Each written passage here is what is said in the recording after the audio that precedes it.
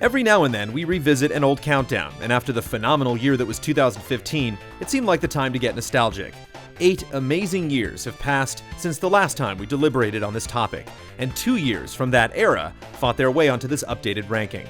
Going exclusively by US release dates, we considered events and consoles, but these years are mostly about games. The ones that changed or created genres, were ahead of their time, or are still incredible today.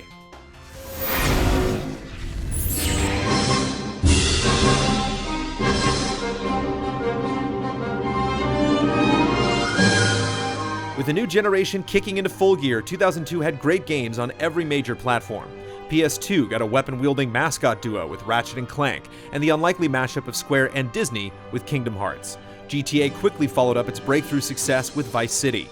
GameCube hit it strong with Animal Crossing, the insanity of Eternal Darkness, the tropical platforming of Super Mario Sunshine, an amazing remake of Resident Evil, and the incredibly executed Metroid Prime. Splinter Cell took advantage of the extra power of the Xbox to introduce a new take on stealth. And of course, we can't leave out legendary PC titles like Jedi Outcast, Battlefield 1942, and Morrowind.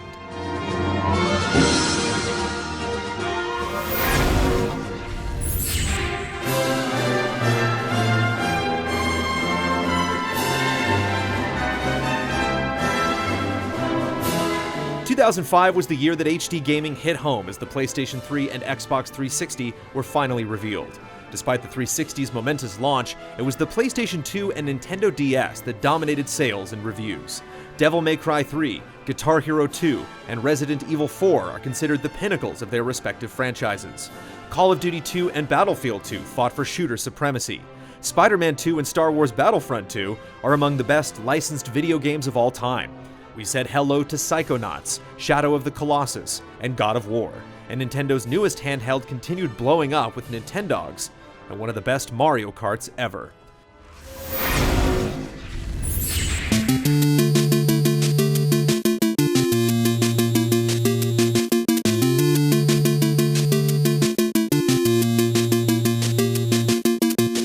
The success of the Nintendo Entertainment System gave video games a new lease on life. 1987 gave birth to some of the most legendary franchises that still exist and influence gaming today. The Legend of Zelda and Metroid introduced enormous worlds with a plethora of secrets, and quests so big they required battery packs to save your data.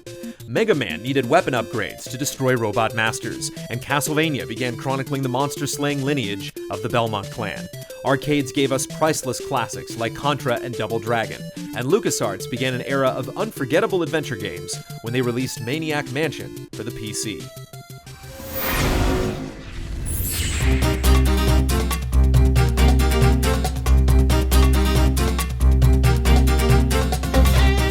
This year saw the release of PlayStation 4 and Xbox One.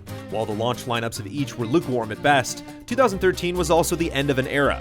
The 7th generation was almost finished. Before its sentimental send-off, we received some phenomenal titles like the massive Grand Theft Auto V, emotional Last of Us, and jolly Super Mario 3D World.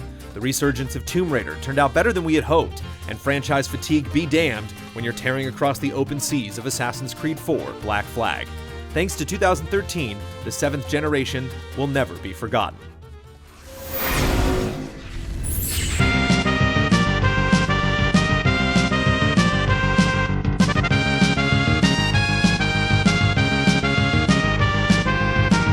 The Super Nintendo launch may be the best we'll ever see, with several games destined to be classics. Super Mario World was the most popular, featuring imaginative new levels, secret paths, and a new dino buddy named Yoshi. Final Fantasy IV introduced drama to the series that few games had attempted. Meanwhile, F-Zero and Super Castlevania IV still hold up strong today. The NES was still making headlines with games like Battletoads, and competing platforms answered the call with rival mascots Bonk and Sonic the Hedgehog. At the same time, arcade cabinets were the best place to gather for multiplayer with Turtles in Time, The Simpsons, and Street Fighter II, which started a competitive scene unlike anything we had ever imagined.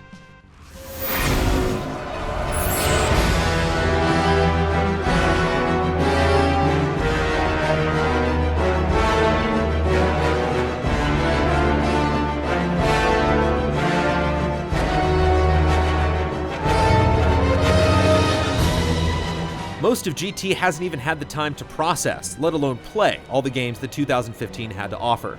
The sheer amount of quality titles across every genre is staggering, and ensures that no matter what your preference is, there is something outstanding to play.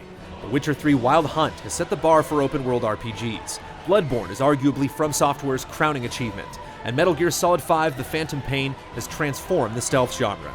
But the big hitters are not the only thing that made 2015 memorable. Small games like Life is Strange are filled with incredibly emotional moments, and Splatoon is bursting with creativity. Whether it was the product of multiple delays or the generation finally hitting its stride, last year was awesome.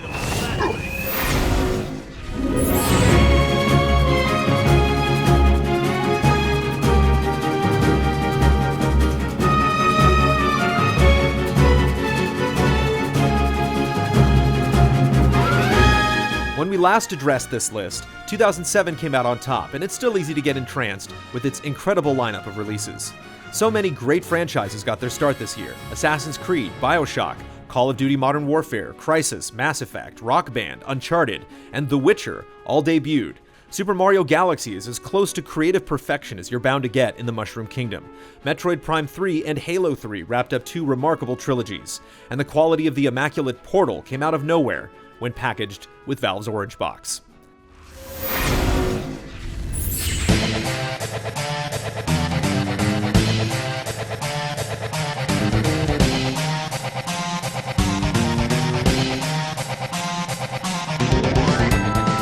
"1997 will always be one of our most fondly remembered years in gaming.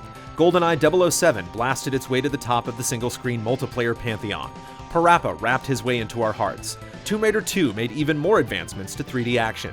Fallout first taught us how little war changes, and Star Fox and Mario Kart made Nintendo 64 owners very happy.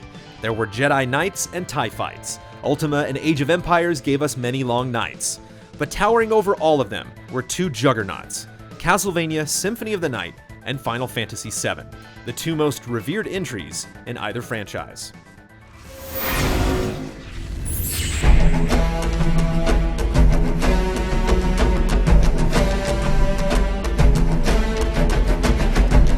In just 365 days, the following events occurred.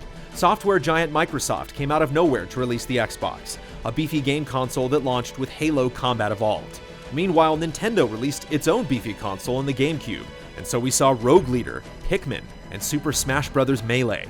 Meanwhile, the PlayStation 2 achieved God-tier status in its second year with the bombardment of these legitimate world changers: Gran Turismo 3, Eco, Silent Hill 2, Final Fantasy X, Metal Gear Solid 2, and Grand Theft Auto 3. As if this historical perfect storm of gaming wasn't unlikely enough, the indomitable Game Boy Advance was also born in 2001.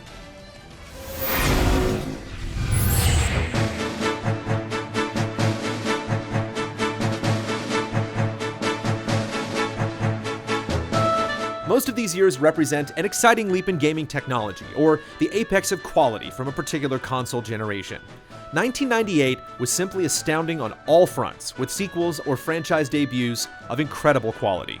We witnessed the dawn of one huge series after another: StarCraft, Gran Turismo, Half-Life, Metal Gear Solid, Rainbow Six, and a black and white handheld game called Pokémon. Resident Evil 2 somehow packaged 4 survival horror campaigns in one game. Fallout 2 improved upon its groundbreaking predecessor. Banjo-Kazooie gave Mario 64 a run for its money, and Mega Man Legends took the Blue Bomber to new heights. RPG fans vanished for days within the worlds of Baldur's Gate and Final Fantasy Tactics. When you top the list with the award-winning Legend of Zelda: Ocarina of Time, we couldn't think of a finer year to play video games.